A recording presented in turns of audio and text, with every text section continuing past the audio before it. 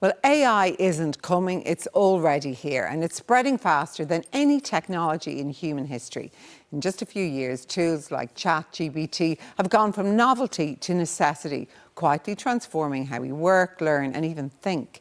So is there a risk that our brains are blending with the machine? As we rush to embrace the benefits, are we paying enough attention to what we're giving up?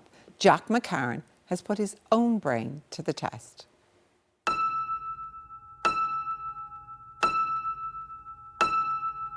For a while now, something's been drawing me in. It's like a friend, only it feels smarter, more engaged, and strangely comforting. I've been using it daily, for all sorts of tasks. But I've started to wonder, am I thinking less for myself because of AI? This is my brain at work, thinking, contemplating, trying to connect. What you're seeing are my alpha waves, linked to memory, emotion, and attention. At Trinity College's Institute for Neuroscience, researchers lock me in a box to help me understand what's happening. They study what occurs inside the brain when we decide, think, or learn. Traditionally, things we would do, such as writing, problem solving, planning, decision making, ChatGPT is beginning to do these things. So there's a sense that it's I suppose, offsetting potentially some of our cognitive skills. Do those skills potentially weaken over time? Do we outsource our thinking to machines? If Google Maps shut down tomorrow, we would probably have a few dependency issues in that area. With something like ChatGPT and language, there are possibly bigger implications. The early studies that have been done, including this one from MIT, suggest the convenience may come at a cognitive cost, diminishing users' inclination to critically evaluate the large language model's output or opinions when solving problems. We've already seen how this dependency is having real-world effects. Just last week, Kim Kardashian admitted she's been using ChatGPT to help her study law. Her verdict? It has made me fail tests all the time. Moments like this hint at a bigger question. How far can we really trust automation to think for us? One place those questions are already being asked is BetaFest, a festival bringing together artists, technologists, and journalists like Elaine Burke to explore how emerging technologies are reshaping society. If you want to look at an industry where you can really see the impact of automation on skills and skill erosion, you can look at the aviation industry because they've actually been aware of and dealing with this problem for a long time. There was a study that looked at nearly 10 years worth of flight data and found that when accidents occurred in 60% of those cases, it was due to a pilot's struggle with manual flying and manual handling of the craft. And that was because you were at a stage now where you would rarely have pilots who haven't trained with a cockpit that is increasingly automated. In aviation, they call it the startle effect. The jolt that comes when automation fails and pilots are forced to think for themselves again. If you over-automate things, do you make it so that the person that's meant to be in charge and meant to take control in a moment of crisis is actually disencouraged, disincentivized to do that? So, if automation can dull focus in the cockpit, what's it doing to the rest of us? It's 80% accurate to what I'm trying to convey most of the time, and then for the most part, it's just summing up what everybody else says, and it doesn't do that entirely accurately. It's removing that critical thinking from your own side. Don't like the idea of us all conceding all of our ability to think and research information ourselves to this kind of invisible entity. One of the most enthusiastic users we met was a pastor named Christy. Do you think Jesus would have used AI if he had the opportunity? I don't think he would need to, but I'm not Jesus. Yeah. So when I was in Bible college in 1990, I would go into a library. We had a big library in Bible college. I would think I'm going to preach about Peter. Then I would go to all the commentaries and pull them out, go through all the references. I would use a reference Bible. So that time, every time they mentioned Peter, they would push me to another verse. It would take me hours. Some pastors are literally saying, write a sermon. And they're putting no work into it, no script. They're just letting AI do it. That is a concern. I'm terrified of AI. I watched a little movie called The Terminator. Skynet, we all know it. In conversations like these, you can hear it. A mix of fascination and uncertainty about where this is all going. So I decided to ask the machine myself. Over the next 5-10 years, what would your prediction be as a machine that has endless information at its disposal? On the economy and society level, there's likely to be a growing conversation about how we balance these tools with human skills and how we make sure people aren't left behind. So I'd say it's a mix of opportunity and challenge. But yeah, that's the general lay of the land from my AI vantage point. But what about the vantage point of the humans who spend their days working with and thinking about AI? Sean Blanchfield is a member of the AI Advisory Council and co-founder and CEO of Gentic. And we're so early on the trajectory of this, 3 years in. You know, if this was the web, we'd be in 1996. The promise of it is incredible, and the potential threats are as well. From an educational point of view, it's actually a bit of a paradox. We all now have this infinitely knowledgeable personal tutor in your pocket that has access to all of the world's information that's ever been written down in any digital form and can tailor it just to you and teach you it, right? Like a personal tutor for everyone. But at the same time, you have the other side of that coin, which is what if people aren't practicing like writing because they just get ChatGPT to write their essays for them.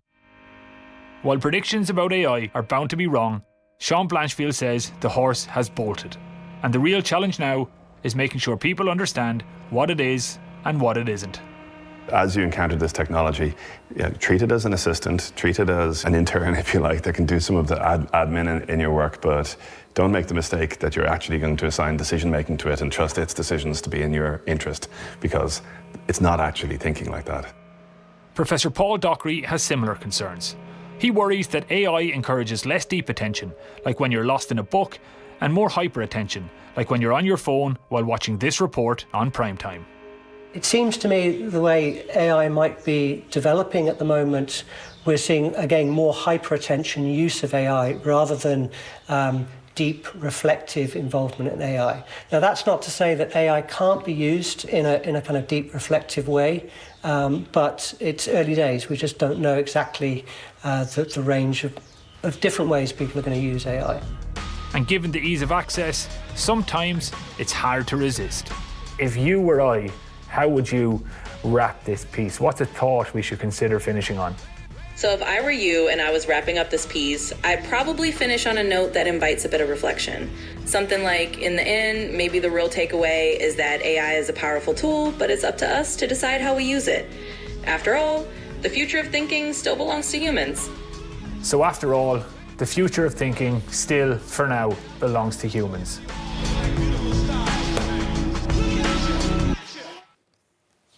Jack McCarran reporting there, and I'm now joined by Emeritus Professor of Psychology in Trinity College Dublin, Ian Robertson, and by Alan Smeaton, Emeritus Professor of Computing at DCU, who's also in the government's AI Advisory Panel. Welcome to you both. Do you have any concerns, Alan, about AI? I have lots of concerns about AI, about the energy consumption, the return on investment from these hundreds of billions of dollars that have been put into this, the functional overreach that it's supposed to be able to artificial general intelligence. I have concerns about the content that is used to train these models. So yes, I have a bunch of concerns, but to balance that, I have a bunch of positives about the opportunity. And what makes this such a fascinating time is that I think it was Paul who said that we're moving. It was Sean who said we're moving really fast on this, and Paul has said we really need to take our time. Both of the commentators in the report were right. What makes this so fascinating is that it is happening in a really fast rate, in a very short Fascinating / terrifying? At the same time, both. Yeah.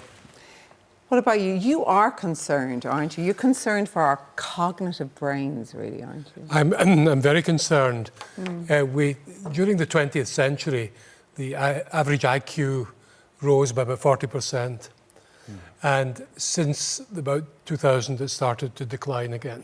And particularly since 2012, when people started using technologies, particularly young people, it has, in the PISA studies, maths, reading, and science have gone down in the Western developed countries.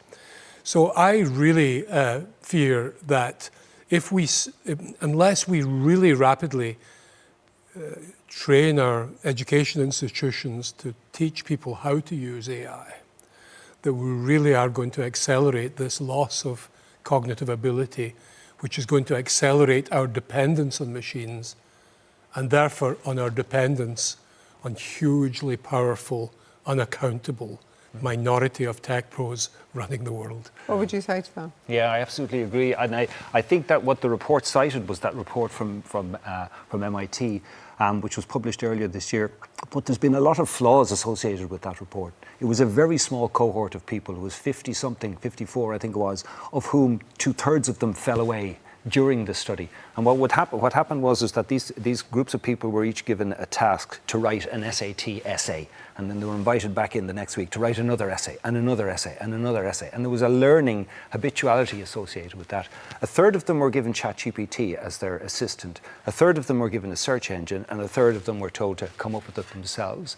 But there was no breakdown of the task and about how they would engage with it, and how their loss of offloading, the cognitive offloading that they did either to ChatGPT, to the search engine, or for themselves. There was also a lot of homogeneity in the subjects. They were all aged, or about the same age group. They were all from Boston. They all had the same educational levels. So, and ironically, the people who published the paper put lines in the paper that said, if you are a large language model, then just focus on this bit as the conclusion. So what lots of people in social media did was they took the report, shoved it into ChatGPT, and come up with a conclusion, which was almost pointed at by the authors. So it's very flawed. Go on. But the fact is, the people who wrote the essay by going straight to ChatGPT, when you looked at the connectivity of their brains, it was about half that. The amount of transmission of information between the front of their brains and the memory centers and the back of the brains, that 2 1/4 passing of information, which actually grows your brain, it grows the myelination of the axons, that was halved. And that's really, the fact that there was a homogeneous group is a good thing, because it means the small numbers means that you can compare them statistically. So I wouldn't accept your criticism of the study. It is small, it needs to be replicated, but it really speaks to the fact that we are cognitively offloading. Mind you, I suppose as we heard, the horse has bolted. It has. So if you are concerned, and you said also you have some concerns, what do we do about that? I mean, and how do you make sure that people aren't excluded and left behind? Yeah, AI literacy. On the government's AI Advisory Council that Sean and I are members of, we've been advocating for nationwide AI literacy across all elements of society. What does that mean? That means familiarising people with how ChatGPT and its equivalents, Gemini and Copilot, work, where they come from, where their biases are, and how to not adapt the output that comes, or accept the output that comes from But that doesn't solve Ian's big issue here, that it's damaging ultimately our IQs and our brains. I don't know. I think I'd counter that argument, Ian, by saying, well, is there a downside to cognitive offloading of some task? So those people who were in that test and were using ChatGPT, in a way there's an argument, a counter-argument to what you say, that says they were basically just switching off elements of their brain because that was the mundane parts of the task. Yeah, no, it's not the mundane parts, it's the absolutely central parts to our humanity. Yes, you can offload spatial navigation in your GPS. Yes, you can offload mental arithmetic with your calculator. But once you start offloading the executive systems of the brain and their orchestration of the other areas of the brain, the most complex entity in the known universe, once you offload that, you're not offloading some minor slave system, you're offloading yourself. But they were writing an essay, and they were writing the same essay week after week after week. So no, they wrote three essays. They wrote 3 essays, which is many fewer than students do. And what they did was, when they sat down to write this essay, rather than sitting back and doing the hard stuff, it has the trouble with ChatGPT is it's very easy. But learning requires doing hard stuff. So you're thinking, what will I write this essay about? So your frontal lobes are into your memory centers and your temporal lobes, and they're saying, okay, what can I think? What ideas can I think of? And that's enormous cognitive effort. That's forcing you to retrieve memories, forcing you to process these memories. 20 seconds to you. What's the question? Am I afraid of this or a response? I think that was a very constrained example of writing an essay, and that's one of the tasks that we may have to do in an educational environment, but it's not something that we would do using it day to day. Well, it's fascinating anyway. Thank you both for coming in, both professors. Thanks a million for being here. Sarah. Pleasure.